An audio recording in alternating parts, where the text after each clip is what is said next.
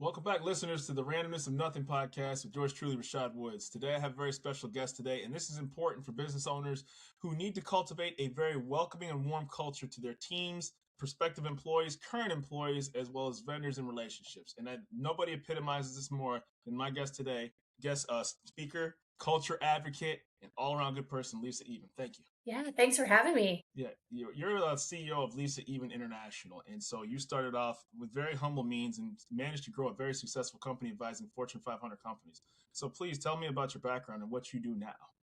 Yeah, absolutely. My background is in healthcare operations. So I worked in a very large health system, hospitals and clinics, and I was a project manager first, which I think is kind of interesting to know because I feel like I've kind of pivoted across my career. And I think a lot of your listeners are probably thinking about either they've done it and they're like, whoa, or they're maybe like dreaming too, right? A little bit of like, well, I'm here, but I want to get there. So I started in project management. I had a senior leader say, I think you're a people leader. She saw what I was doing with my project teams, and I really liked to get people kind of rowing in the same direction. And so I moved over into people leadership. And I loved it. I loved kind of those cranky employees that are like, I'm not doing it, or we've done this like this for 20 years. And it was just always fun for me to try on their glasses. Didn't you give an example of a gentleman named Paul, if I'm not mistaken? Yes. Yeah, He was one of my favorites, just crankier than ever. Like,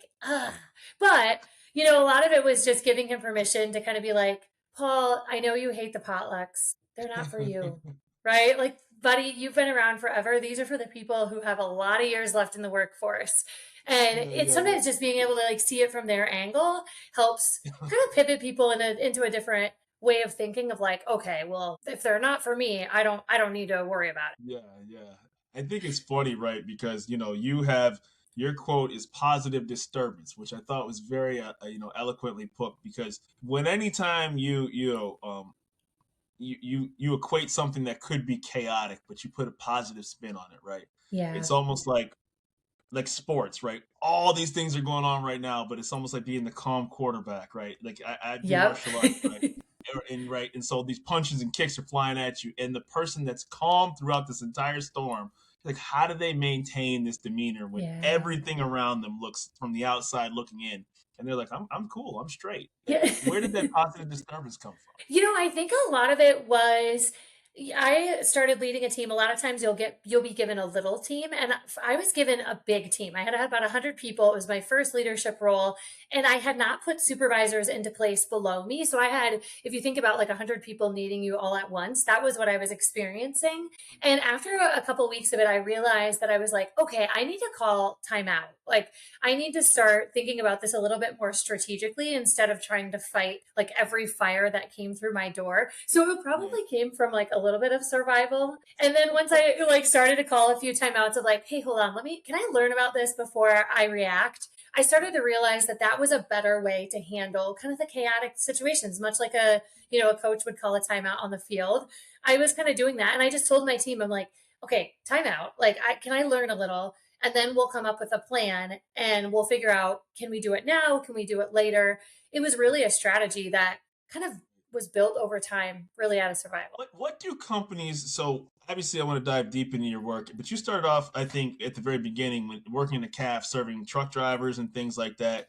And you really learned hands-on, right? You're Yeah. not just that person that was behind the desk. You lived and breathed, what it was like at the front line of customer service, of a dissatisfied, experience, and how to put that smile on somebody's face, because it's a lost art, right? Because It we're so is. disconnected with AI, computers. But you really started from that and eventually became a keynote speaker. And now these companies seek out how to build teams, reduce turnover, and Yeah. really engage employees on a very high level. Yeah. So the cafe that I worked at, a lot of them, when I think about age gap, I was 14 when I started washing dishes. When I turned 15, I got promoted to waitress. And I remember, some of these folks were, 30, 40, and in some cases like 50 years older than me. And I learned really quickly that like 40 people 40 years older than me are going to just tell it like it is. And it was like, after about the third one, my coffee's out. It was kind of like, Yeah. I need a way to respond that kind of like helps me get through this interaction. And I think the lost art that you're talking about, at least for me, was humor. And it was kind of like, I need to dish this right back of like, I'll get you coffee when I'm ready. And, they kind of look at you and it kind of snaps them out of that interaction. And I think that a lot of times when you're on the front line and you've got somebody who's really passionate or really angry or insert some crazy wild emotion, for me, it's almost like, how do I just snap them out of this like adrenaline rush that they're feeling? Sometimes it's a curiosity question. Sometimes it's humor in the right moments, and sometimes it's just like validating their thought of like, I hear that. And Absolutely. oftentimes people are like, wait, what? You hear that? I'm like, yeah. And it's like they've almost like I said, snapped out of what they're feeling, and then they can start to think a little bit more clearly. So I think that was the gift that job gave me, 15-year-old Lisa. Beautiful. So you're now you're a leadership coach, and so when do companies or businesses of various sizes and structures reach out to you? Do they feel Yeah. that there's turnover? Do they feel that there's less engagement? Is it dip in sales, or is it Yeah. kind of all of the above? I'd say there's probably two main, I almost like think of it like a teeter-totter, like two main sides. One of them is when they want to celebrate. So my tagline is have good ripple effect. Everything you Yeah. say and do, right, is a ripple, happier, crappier choice. So sometimes they just want to celebrate and they want a little jet fuel to kind of say, like, look what we're doing for our patients, or look what we're doing for our clients, like whatever industry. So that's one. The other one I hear a lot of is like burnout. We've got maybe a little bit of morale. We've got turnover. We've got folks that aren't collaborating well. They almost can identify the symptom of like bad ripple effect. And then they kind of say like, we don't quite know, where to go with this. And so I become that conversation starter, especially in a keynote setting where we talk about like how I have an acronym called CSEA, show up, engage, and adapt. And so I talk about like, how are you showing up? Are we Yeah. cranky? Are we not? And I kind of get the conversation going. And then a lot of times they'll bring me back for breakout sessions or training for their teams. But it usually starts with a little bit of that symptom of like, we're not doing what we could. Yeah, and I thought it was funny. I'm looking for the phrase you brought up, but it was basically like where people have already made up their mind that this meeting or this Yeah. engagement thing is going to be a bad experience, and they've already sulking before. They're Yeah. cranky at their normal thing, and then you get something to engage the crankiness, and they've already cranky before. Like it's like how does what I forgot the terminology used. I tried to write it Yeah. down. But I thought that was funny that you brought that up, because then you have to sit back and say, you got Paul that's like, yeah, now I'm going to this engagement, to try to get me uplifted, so to speak. So how does that, Yes. how do you engage those people that have already made up their mind that this is already going Yeah. to be a bad? Yeah. So the term I use is called pre-annoyed. So they're already annoyed Yeah, about everything that's going to go on. And, yeah, I'm guilty too. Sometimes you walk in and you're like, oh, I've been to 100 of these. I know how it's going to go. But I always say like, there's like a little bit of a loop that you can kind of get yourself in where you're annoyed and then you're annoyed and then you're annoyed. And it just kind of keeps almost spiraling. And for those people, it's a kind of a combination. If I'm working with a group of people, those are like one-on-one conversations that I might have off to the side of just like, hey, I was hoping to talk about, the meeting before we go into the meeting. And I wanted to get a little bit of your perspective. And it's kind of snapping them out of this like, oh wait, what? It's like, yeah, I wanna try on your glasses and I want to see what you see. There's no promise that I can fix it. But before we walk into this room and we're already annoyed about what we're annoyed about, and I kind of throw that in there, right? And then they're kind of looking at me like, are you calling me annoyed? You know what I'm like? And they don't usually say it, but I can see it. And I'm like, so I'd love to take a little perspective and get some ideas from you before we walk in. Because nothing worse than walking into a meeting being like, oh, I don't want to be here. And usually 100%. about two or three of those, like, I kind of almost like chip away of like, I love your insight. I love your thoughts. And then all of a sudden they're like, maybe I shouldn't be pre-annoyed. It takes time, but it's like almost like wearing them down with a little bit of like good, Yeah, if that makes because sense. well, the problem is that I say this respectfully. They've probably had so many people who have tried to engage them in over the years, and they're like, if people can be stuck in their ways, so to speak, Yes. you know, and bringing that out of them, and finding joy in, what could be something very mundane for them. has to be Yeah. a challenge, and it's funny to me, like, and I said this to previous guests, people who are the eternal optimists, such as yourself, tend to like grade on people that like sulking is like the thing that people like to do, right? Like it's It makes weird, them right? feel good. Right, like people grab, but like when they see somebody smiling and upbeat all the time, that's like they annoy people, right? Like it's weird, right? Yeah. What are you talking about? Like it's great. Life is good, It's always good to have another day. You're thankful the It sun is. rises, and then you got you have the Willie Lomans of the world, Death of a Salesman, that are just like Yeah. down and stuff like that. So I found your engagement, and what you do very positive, and I love how you say joy is my job. I thought that was Yeah. very that was wonderful. So you host these events, you get engagement. What are the results that companies and businesses and individuals see from you?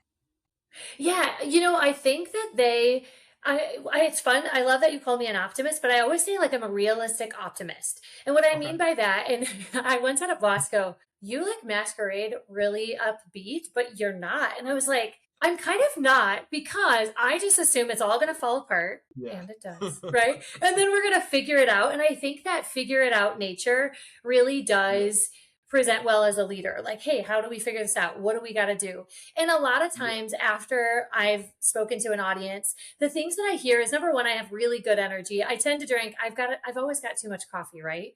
And Yeah. I'm always telling stories, and stories that folks can relate to. They're like, I have a Paul on my team, or like, I have a Shane on my team, right? Like I'm really trying to land the story inside of their story, if that makes sense, just because I want them to be able to look around and think, okay, I've got that going on. And then a lot of So what I give them are strategies and a little bit of the science to be able to go back and actually affect it. Things that they can take away.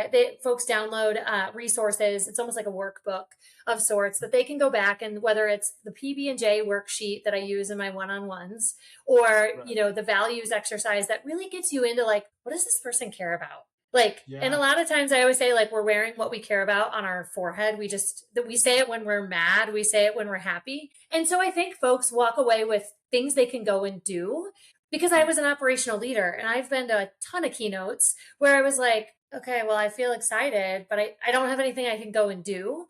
And so that's Right. really, I think, what folks walk away with, are their go and do type of things. Right. Do you feel as though, like, I know, like, obviously your work is so important, but how do you transition that to action and culture change with inside of organizations? Because Yeah. that's how does that get measured? And I ask that Yep. because is there some sort of action internally that you see mechanism wise?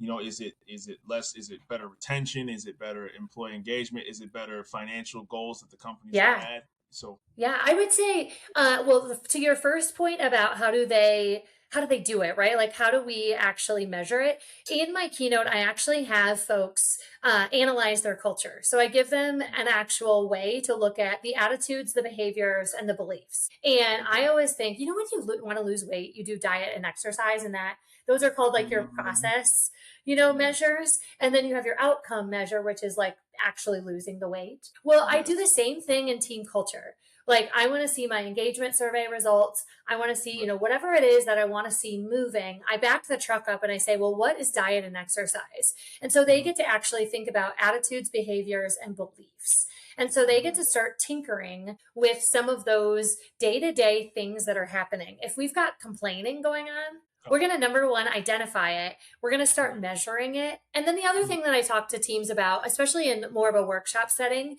is how to actually go and change behavior. Like, I know that we've got complaining, Mhm. but how do I address it? And much like a coach would run a play on the field, we talk Yeah. about what is the play that you're going to run when that Right. happens. And I give them some actual, like, what are Hmm. your team statements, all the tools that go with it. Well, I think it's funny, right? So, like, the offensive lineman should never complain about getting the ball passed to him, right? For obvious reasons, right? So, like, obviously, Yes. that's not the position that you play. Um, and then we obviously know that certain positions are obviously more, likely to complain. The quote unquote diva wide receiver, right? That needs to Yeah. hit his numbers and makes all Pro Bowls, right? So, everybody can't quote unquote be made happy. I do find it fascinating though that one of the things that I think is kind of universal is you should never accept in winning what you would accept in losing. So, oftentimes a culture can be overlooked because of success, and that's irrespective of organization. That could be a personal thing too. So Yeah. how do you make sure that even companies that are doing well are still identifying flaws at the same time? Yeah, it goes back to, and like I said, I have that kind of a worksheet that I have them start to Yeah, assess, like, what is the attitudes, what are the behaviors, and what are the beliefs. And a lot of yeah, times when you get into really high performing organizations, the nuance of it, like a behavior, is someone feeling like they're more important than someone else. got And it. it's like, do we have some of that? And then how do we Yeah. address that? Believe it or not, I had not watched Ted Lasso and just started watching it. And I think about, Oh, you need how, to, yeah, oh my yeah. gosh, you need to. I So many have. people have told me that they're like, you kind of remind me of Ted. I'm like, is that a good thing? I don't know. And, one of the Yeah, things that he starts to do is like address the players that think they're really, really like almost a sense of inflated ego. And I think about, what happens when you do well, and I think about the nuance of like, do we maybe have a little ego inflation? Do people have more of a hierarchy? And those behaviors are going to be a little bit smaller and softer than maybe if mhm, you're having a ton of chaos. But the yeah, measurement mechanism is the same. It's like identify and address, and right. then identify and address over and over and over again. And when Absolutely. something pops up that you don't like, it's your team's going to get used to you being like, hey guys, so we're talking about culture today. And they Yeah, kind of almost roll their eyes of like, I know, but yeah, it does hold people accountable if you're having those yeah. conversations. That's wonderful. And then it becomes instilled that that's the way that things operate around here, so to speak. Yes, absolutely. So do you, you're I thought it was fascinating when I was watching your podcast, and it said that you're a structured person, but then you took kind of a random trip to like Sweden, and you kind of said, you know Yeah. what, I'm gonna just kind of throw caution to the wind, so to speak. So can you expand upon that, because I found that very fascinating for someone who's Yeah. typically very structured. Yeah, I always say I'm a dreamer and a doer. So I Yeah. love a little bit of structure and process, but then I Mhm. also really enjoy almost a little like surprise and delight. And so my husband and I do this thing as a side note. So I normally talk to teams about culture, but Right. the other topic that I talk a lot about is joy.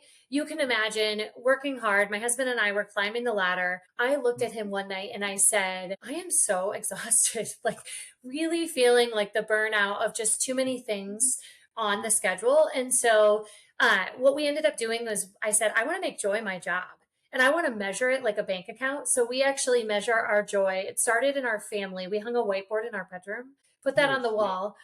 And one of the things, so we had a joy list of like things we could do, want to do, used to do.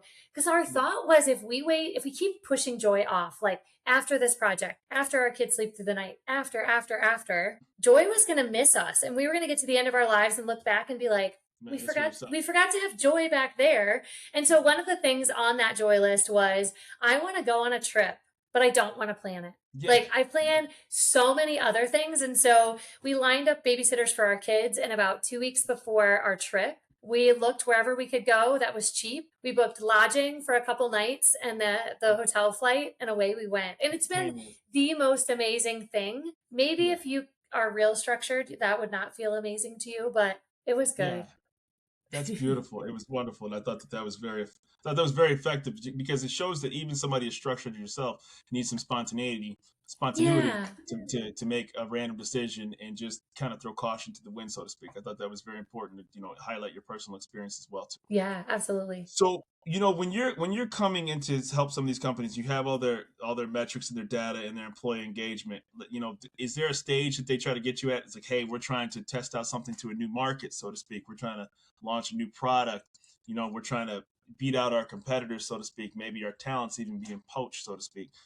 Yeah. All those things can factor in, in various different methods. Is there a customization you have specifically when you're speaking to a specific group or industry? I do. We talk during our pre call, we talk a lot about what they're experiencing and what they're seeing. And then, Mhm. depending on if it's a keynote or a workshop, we go into some of those examples. I will give like stories and examples about that and Mhm. talking about like what does the outcome look like. And sometimes Mhm. audiences are like, in a way, they're like, how did you know? And I'm like, well, Mhm. your senior leadership and I really did work together to customize this experience for you Yeah. so that you can start to see it from your lens. Like, what does this look like in my day to day? And it really is helpful when organizations can kind of share what they're going through so that when I Right. share it back, teams are like, yep, that's exactly what we got going on. Okay, how do we do it? And it really is a powerful tool, almost like paraphrasing in a way. That's beautiful. That's beautiful. So you're also working on a book, or has it come out yet? I saw your Yeah. website, but I saw a book, but I wasn't sure if it's been released yet. Can you talk about that? Absolutely. So I have one book that's called Joy is My Job, and that has been out for a bit. And then in the spring, and we're just narrowing down the date, I will have another book, and that one is going to be Have Good Ripple Effect. And that's all Right. about how do you do that as a leader? So in the context of leadership, what does it look like to have good ripple effect in how you show up, how you engage, and how you adapt? Eventually, I'd love to have other versions of that too. We were just talking about our kids before we jumped on, and I think Yeah. even, our middle school and high school kids, it's like, how do you have good ripple effect in that space? Maybe you're not Absolutely. all grown up yet, but how do you do that? So I'm just getting started. It's what's interesting is that it really does feed off to your children, your attitude and how you carry yourself and how you compose yourself, because unfortunately life is not quote unquote like Forrest Gump, a box of chocolate, right? So it's okay Yeah, for your kids to see you upset, because you should know that they should know that you have certain guardrails of what you can and can't do when it comes to acceptable behavior towards you or them. But at the same time, absolutely. if they see you sulking all the time, see you upset all the time, if you're and you're complaining to the waitress, you're complaining about the movie, you're complaining about the Yeah. commute, you're complaining in the car. It's like, geez, oh Pete, it's like, who is this guy and why is he complaining all the time? And then it rubs off on them, and then you start hearing them complain. Like, where did they get that from? It sounds cliche, but it really happens, right? You know what I It mean? really does. And I think, even when we think about our kids, they're watching. And I always Oh, say, like, we're the permission givers to them. Permission to be good, and yeah, permission to not. for sure, for sure. But I find that very fascinating, because you start thinking twice. When it comes to Mhm. if somebody cuts you off, you think twice about cussing them out, like, or to Get yourself, right. or don't do that. Just the example I Absolutely. where did this positivity come from? Like, is it something that because it's a hard trait to have, Yeah, to stay it positive, is. because it's so easy to turn to be in the opposite direction. So what was in your DNA that allowed you to always have this optimistic outlook and realistic optimism? Yeah, I would say, my grandpa was always had a ton of energy. So I think I always watched him and was like, oh, it's okay to have a lot of energy. So that would be one thing. I don't think I had positivity necessarily. I had quite a few people either pass away or get really, really sick when I was in middle school and high school. And they were illnesses, like my grandparents went through a couple illnesses that essentially like took years for them to essentially like pass away. And so I watched a lot of my extended family and my parents care for them. And I remember between that and, remember I was over waitressing on the weekends and seeing like a combination of like, there were, older people who were cranky, kind of like cranky jerks. And then there were older people that weren't, right? They were really upbeat. They'd come in every morning, they were getting coffee. They're like, how are you today? And I Yes. think that it was almost like this crossroads of like, life kind of sucks and you have a choice. And I think that those hard things, I kind of stood at that crossroads and said, well, we only get one life. What are we going to Absolutely. do with it? And I think that that was really like where I decided to start choosing it. It isn't always easy, but I always just say like life could be worse because I Yeah. saw it. Like I saw it being worse and I was like, well, life Yeah. could be like that. So, yeah. It's always crazy, if you go to a funeral, or if you go to visit somebody who's sick, you get that appreciation, and then a week and a half later you go right back to your old habits, right? I And you're like, dude, man, like, you know. saw, like, up front and close with your own two eyes that it ain't that bad, and yet you still Yeah, reverted back to the same behavior that you know is destructive or not helpful to I ultimately get to the know. place where you need to be. Are there any questions about Lisa Even International and the services that you provide that we have not discussed on this podcast? Because I feel like we've kind of had a conversation, but, like, Yeah. bullet point of your company, what you do. Yeah, I think actually you're a great host and ask like such good questions. I would just say that if organizations are looking for a keynote speaker or someone to come to their retreat or Mhm. just get the conversation started with their team around how do we continue to either celebrate and expand our ripple effect Or maybe you've got some things that you're noticing when it comes to engagement and collaboration, Yeah. performance. I'd love to come and be that person that gets that conversation started in kind of this Wonderful. realistic but optimistic sort of way. It's like life is Mm, hard. Acknowledge absolutely. that. But what do we do? There's still a choice in there. So, yeah, if folks are thinking about that, I would love, love, love to have a conversation. I do have to ask this because if I can't leave this, how do people project this level of optimism in the era of artificial intelligence and growing technologies and displacement? Yeah, that's a great question. I think, when I watch it with my kids, I'm Yeah. like, oh, you're so much better with like texting than you are with real conversation. And I think it's a Right. combination of human connection. We will always need it. It's Right. always a skill that you're going to need to build. But I also Right. do nod to the fact that when you've got team members that are younger, I do a lot of generations work, and we talk Right. about like, what is their, like, where are they skilled? If they are skilled with technology, like use it. Maybe they do a better job of giving you insight and input electronically than they would in person. And so Right. often say like AI and technology is a tool, but you Mhm. still have to have the connection piece Of if course. you want to work in a group. No, without question. Unfortunately, I've always found it funny, right? Where we have, mobile apps and applications that have allowed us to do things quicker, but the behind the scenes process hasn't necessarily sped itself up. It's like ordering a pizza, right? All of a sudden you Yeah. get the email that your order's been made. Now you're calling the pizza place 5 minutes after it's been made. Like, dude, like it still has to go in this queue. The Yeah. pizza still has to be cooked. Nothing sped That's up making the pizza. They just got the order quicker, right? You yeah, know, exactly. I love that. That's a great example. it's I always find that funny because I'm guilty of it, right? We have the immediate satisfaction of a transaction, but we don't have the actual product or service provided. Yeah. So we're kind of all beholden to that mentality now in this technological era. And anybody who's grown up, just in the last 15 years has really seen the acceleration of this, and it's not slowing Oh, down. not slowing down. Not at all. I would like to personally thank you for your time on this episode, and that's why I created this show was to cultivate an experience for people such as yourself to give an opportunity to manifest my own curiosity and find out what people do Yeah. for a living. And I'm honored that you took time out of your schedule. Thank you for having me. Yeah, it's been an absolute pleasure. You have a great holiday season too. Okay. You too.